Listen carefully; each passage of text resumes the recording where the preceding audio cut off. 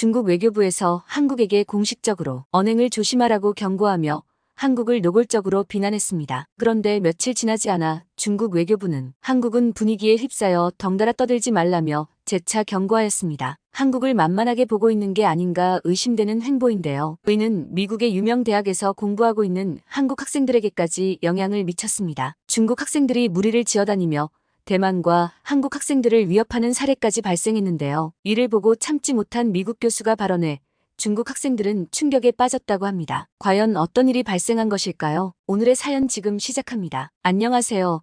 저는 미국에서 공부하고 있는 클로버라고 합니다. 저는 정치 외교학을 전공하고 있으며 유튜브에 관심이 많다 보니 자연스럽게 유행하는 세계의 다양한 정보나 문화 콘텐츠들에 관심이 많아지게 됐습니다. 유튜브에는 정말 많은 정보들이 다양한 시선들로 존재하고 있어서 매번 새롭게 느껴지는 매력이 있습니다. 그 중에서도 저의 관심사를 빼앗은 것이 있는데요. 바로 한국의 영화나 드라마였습니다. 한국의 드라마는 기존의 미국 드라마와는 다르게 특유의 로맨스가 인상적입니다. 미국 드라마에서 연애는 화려하고 자극적이게 묘사하고 진행되죠. 그렇기 때문에 관계가 인위적으로 느껴지는 건 사실입니다. 하지만 한국 드라마는 남녀가 연애를 시작할 때 많은 시간이 필요했습니다. 드라마에서 남녀가 만나 로맨스가 본격적으로 시작하기까지 많은 시간이 걸리며 긴 시간 동안 캐릭터 간에 더 많은 사건과 관계가 얽히고 설켜서 깊은 연결을 만들어내고 이런 것들이 몰입하게 만들어 집중하게 합니다. 특히 한국 드라마는 음식을 맛있게 먹는 장면이 많이 등장하는데요. 사람들과 관계를 맺는 데 있어서 음식이 중요한 매개체로 작용하기 때문입니다. 이러한 이유들로 한국의 로맨스 드라마에 빠지면서 한국이라는 나라에 대해 궁금한 점이 많아지게 되었고 의도치 않게 공부까지 하게 되었죠. 그런데 이렇게 한국의 매력에 빠진 사람이 저뿐만이 아니라 주변의 많은 친구들이 저와 같이 한국의 다양한 콘텐츠들에 관심을 가지면서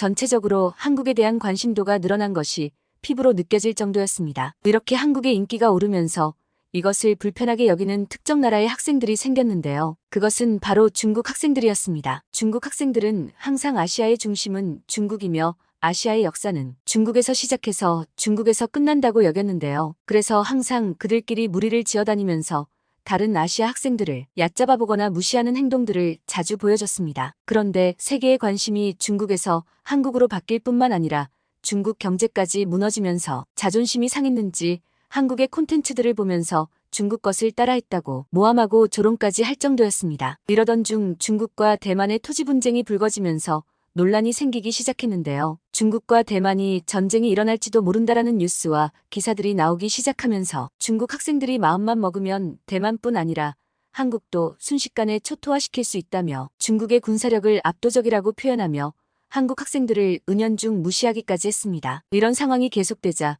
결국 학교 온라인 커뮤니티에도 논쟁이 발생하기 시작했죠. 그리고 이 상황을 흥미롭게 보신 한 교수님이 계셨습니다. 이분은 아시아 경제와 문화에 대해서 관심이 많을 뿐 아니라 폭넓은 지식을 가지고 계신 아시아 전문가로 불리며 아시아 관련한 수업을 도맡아 하시는 교수님이었는데요. 특히 밀리터리에 관심이 많아 교내의 유일한 밀리터리 동아리의 자문 교수로 있으면서 관련 토론회나 교양 수업을 자주 하시기로 유명하셨죠. 이렇게 아시아와 밀리터리에 관심이 많으신 교수님이기에 아시아의 군사력에 관한 논쟁이 펼쳐지는 것을 그냥 지나칠 수 없으셨던 것 같습니다. 바로 이 따끈한 논쟁거리를 수업의 주제로 선정하시고 그 누구든지 토론을 하고 싶으면 수업을 참관해도 된다고 공지까지 하셨습니다. 그러자 많은 관심을 받고 있던 사안인지라 정말로 많은 학생들이 신청을 하였는데요. 특히 교내의 중국 학생들은 대부분 다 모였다고 해도 과언이 아닐 정도로 많은 중국 학생들이 참여를 했습니다. 다수가 모일수록 기세가 세지는 중국 학생들의 특성답게 인원이 많아지자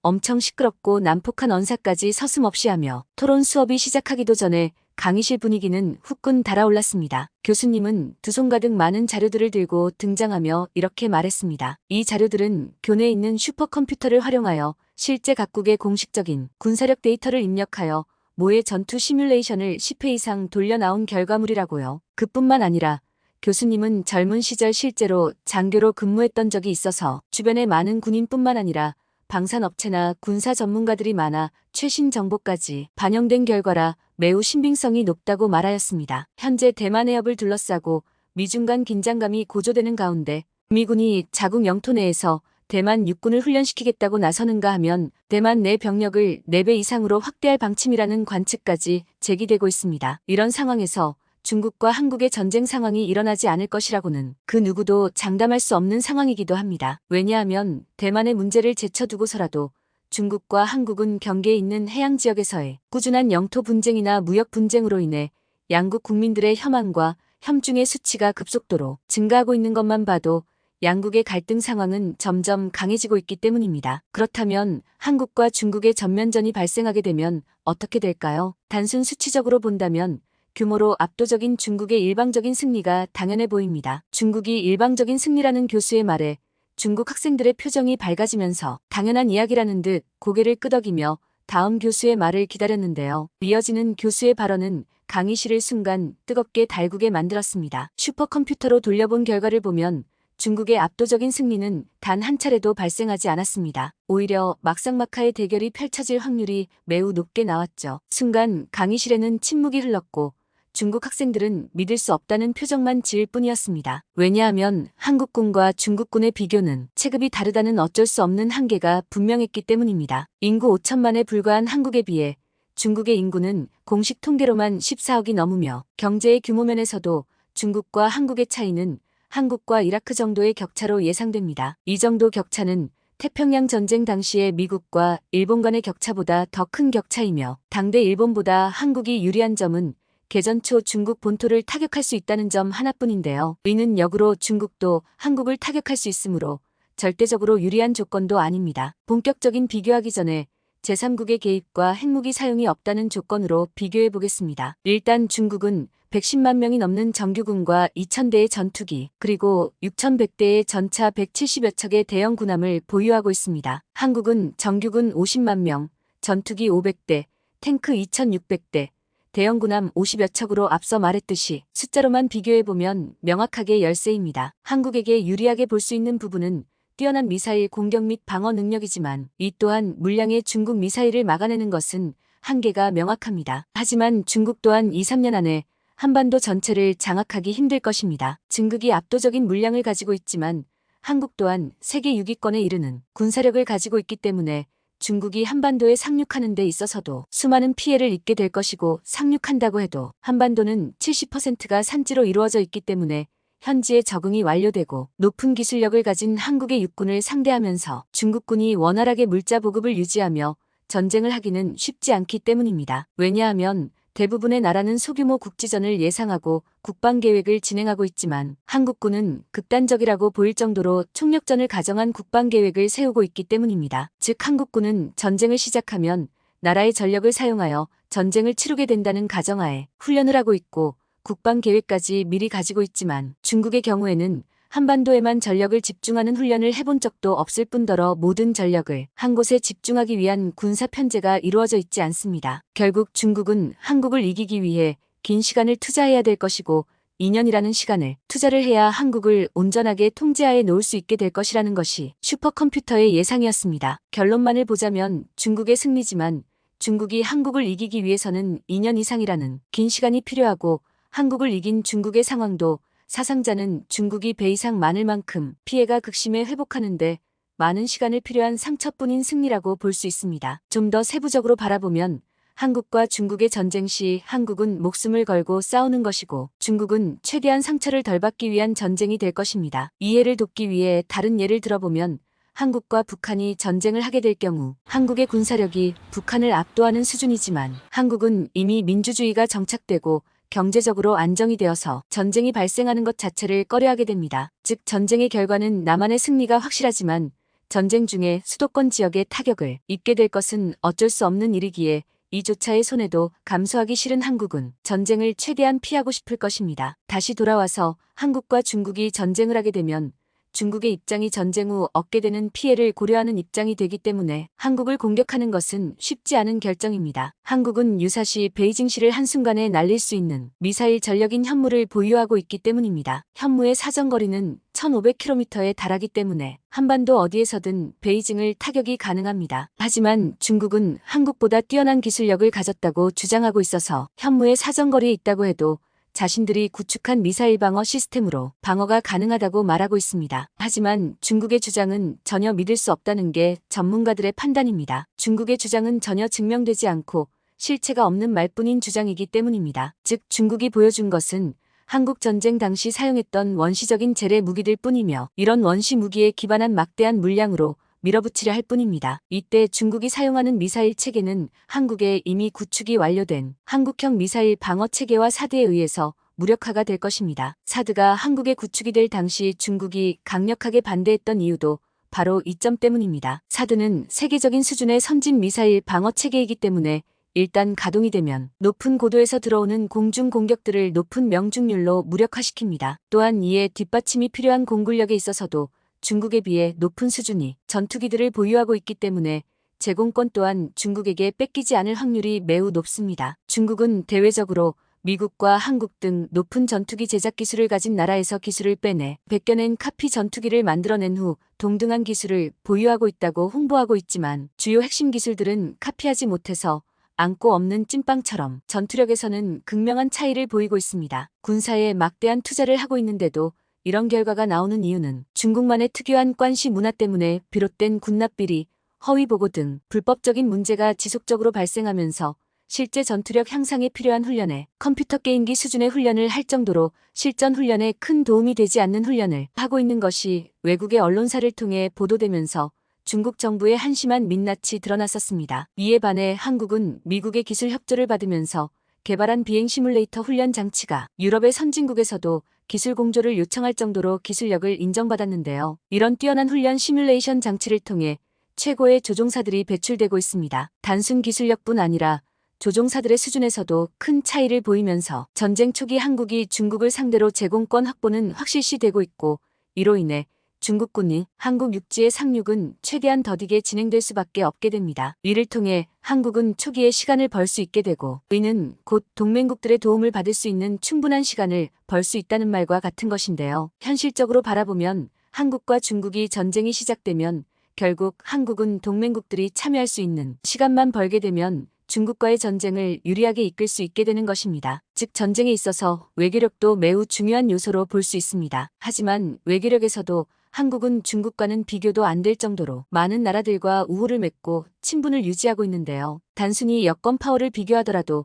한국은 세계 1, 2, 3위를 다투지만 중국은 50위권에도 들지 못할 정도로 상당한 차이가 있습니다. 하지만 제3국이 참여하지 않는 조건에서는 초기에 한국군이 아무리 시간을 벌어도 그리고 육지에서 효과적인 전략으로 수비를 펼치더라도 결국 시간이 흐르면서 수적으로 압도적인 중국군의 공세를 버텨낼 수 없게 되고 절대적인 병력 숫자에서 밀리는 한국군은 패배를 할 수밖에 없게 될 것입니다. 뛰어난 기술력과 탄탄한 준비가 되었더라도 결국 운영할 수 있는 사람이 부족한 것은 한국의 가장 큰 단점으로 작용될 것입니다. 사실 한국과 중국의 전쟁은 이미 한 차례 공식적으로 치러진 적이 있습니다. 1950년 6월 25일 발발했던 6.25 전쟁이 시간이 지남에 따라 미국과 중국까지 참전하게 되었고 오랜 전쟁 끝에 압록강의 38선과 유사한 지금의 남북 경계선까지 미국을 몰아낸 중국은 이것을 승리라고 부르며 한국에서는 광복절이라고 부르는 8월 15일을 중국에서는 전승절이라고 부르며 전쟁에서 승리한 날이라고 자축합니다. 아직도 시진핑은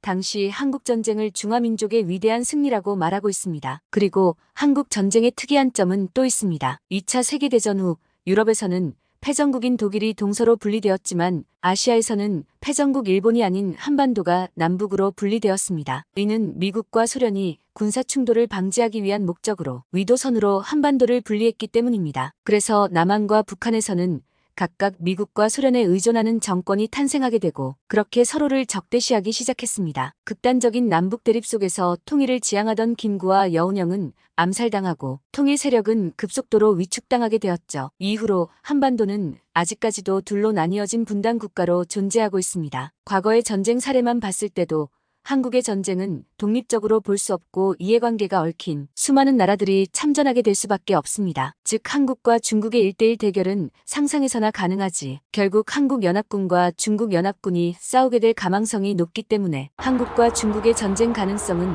매우 희박하다고 볼 수 있습니다. 여기까지 가만히 듣고 있던 한 한국인 학생이 할 말이 있다며 손을 들고 일어났습니다. 그리고 말을 하기 시작했는데요. 한국은 5,000년이 넘는 역사 동안 1,000번이 넘는 침략을 당했지만 다른 나라에 단 한 번도 침략한 역사는 없습니다. 마치 평화주의들이 모여 사는 나라인 것처럼 말이죠. 공격이 최선의 방어라는 말이 있듯이 한국도 따끔한 한 방을 날릴 필요가 있다고 생각합니다. 중국은 다양한 방법으로 이미 한국을 공격하고 있습니다. 마치 일본처럼 말이죠. 일본도 중국도 서로 한국의 우방국가라 말하면서 과거의 잘못에 대해서는 반성을 하지 않고 책임을 지지 않으면서 오히려 한국이 자신들을 위협하는 국가로 몰아가고 있는데요. 최근에 한국의 저력이 세계적으로 인정받으면서 위압감을 느낀 것인지 한국에 대해 날조와 함께 위협을 동시에 일삼고 있습니다. 분명 중국은 거대한 강국이고 위협적인 나라이지만 그리고 싸움은 피하는 것이 최선이지만 만약 한국을 침략한다면 절대 한국은 피하지 않을 것이고 출혈이 있더라도 한국인들은 서로 보듬고 뭉칠 것입니다. 과거 역사에서 보더라도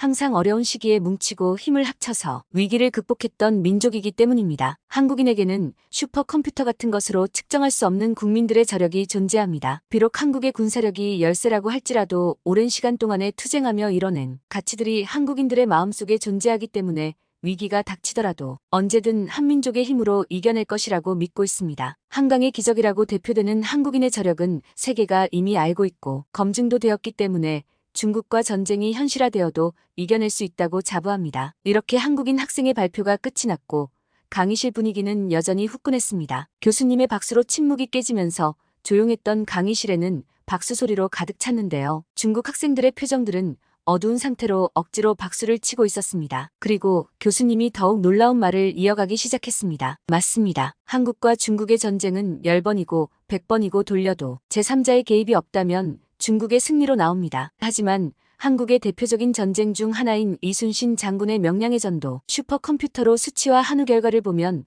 100번을 돌려도 한국은 승리할 수 없다고 나옵니다. 하지만 역사에 기록된 것은 한국의 대승이었습니다. 즉 한국과 중국의 전쟁이 수치적으로 통계학적으로 보면 한국은 절대 이길 수 없지만 역사만을 고려한다면 한국과 중국의 전쟁에서 한국의 절대적인 패배는 없습니다. 한국은 앞서 한국인 학생이 말한 대로 수치화할 수 없는 집념과 정신을 가진 한국 국민들과 그리고 예비군들의 전력이 막대하기 때문입니다. 물론 이 결과는 개인적인 생각과 연구의 결과물이기 때문에 믿는 것은 학생들의 자유지만 한국이라는 나라를 군사 전략적으로 분석함에 있어서 단순한 수치로만 한다면 실제로는 예상치 못한 결과를 맞이할 수밖에 없다는 것을 명심해야 된다고 말하면서 교수님의 수업은 종료가 되었습니다. 그리고 조용히 듣고 있던 한국인 학생들과 중국과 일본인 학생들을 제외한 외국인 학생들은 열렬한 박수와 환호성을 보냈습니다. 그리고 처음으로 중국 학생들이 조용히 자리에서 일어나는 모습을 보여줬는데요. 저로서는 다시 한번 한국의 문화 콘텐츠들의 매력을 느낀 이유가 단순히 재미를 넘어서 저도 모르는 새